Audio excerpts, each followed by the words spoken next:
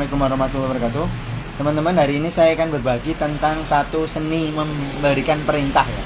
Seni memberikan perintah yang disebut, kalau saya ngambil dari Elite Captain ya, itu namanya low key and practical.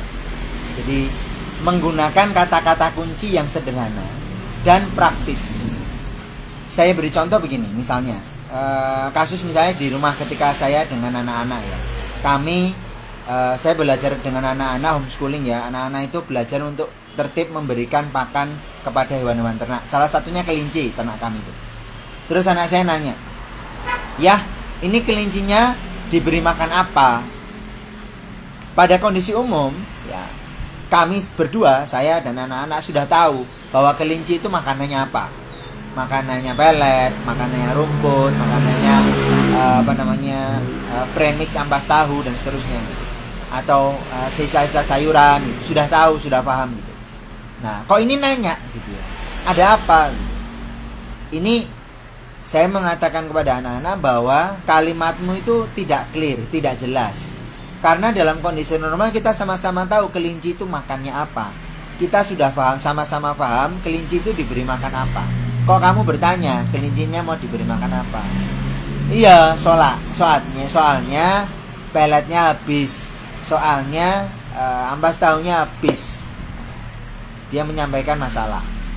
Saya bilang, tolong berikan kepada ayah sebuah perintah yang sederhana, praktis, menggunakan kalimat-kalimat yang sederhana dan praktis. Contoh, kamu sudah tahu bahwa kelinci itu makannya pelet, kelinci itu makannya ampas tahu, kelinci makannya rumput. Tapi kamu juga tahu bahwa peletnya habis, ampas tahunya habis, rumputnya habis. Berarti kamu tanya ke ayah itu sebuah perintah. Ya, tolong belikan ampas tahu, atau belikan pelet, atau carikan rumput gitu loh. Itu namanya low key and practical. Sama halnya ketika kita berinteraksi dengan karyawan. Karyawan itu level teknis, bukan level manajemen, bukan level berpikir. Jadi kalau kita menuntut karyawan untuk berpikir, itu sebenarnya tidak pada tempatnya. Beda misalnya, memang karyawan itu karyawan pada level manajemen. Misalnya saya di sini ada ketika ada apoteker Dea, saya minta Dea untuk berpikir. Karena dia apoteker pendamping, dia adalah mendampingi saya untuk menjalankan praktek bisnis apotek di sini. Maka dia membantu saya mikir. Dia mendapatkan kelebihan honor karena dia mikir gitu loh. Nah, sedangkan untuk karyawan yang lain tidak, karena mereka tidak diberikan beban untuk berpikir. Gitu. Jadi kalau ada sebuah kewajiban berpikir, itu ya diberikan pada orang pada tempatnya gitu. Kecuali begini, ketika kita ingin mendidik karyawan kita agar mereka berpikir, maka kita ajak mereka untuk menyampaikan sebuah perintah atau tuntutan. Dalam versi negatif kelihatan seperti tuntutan, tapi kalau kita melihat dari sisi positif, apa yang mereka sampaikan itu adalah inisiatif gitu. Nah, saya menghargai sisi inisiatif itu. Inisiatif berbeda dengan tuntutan. Tinggal bagaimana cara kita memandang dan persepsi kita saja.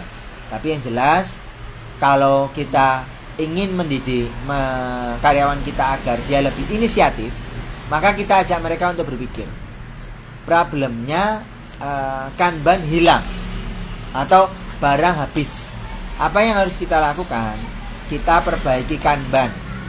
Di awal ketika belum pakai Kanban, karyawan belum tahu. Tapi sekarang ketika sudah ada Kanban, ada problem, kita ajak mereka berpikir. Jadi levelnya itu meningkat loh.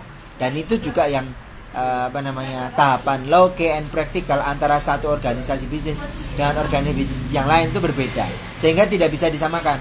Apa yang ada di apotek Anda belum tentu sama dan bisa diterapkan di apotek lain. Perlu ada namanya audit current business gitu. Silahkan kalau ada komentar, pertanyaan sebelum 1 bulan ya, bisa kita diskusikan di sini. Terima kasih. Assalamualaikum warahmatullahi wabarakatuh.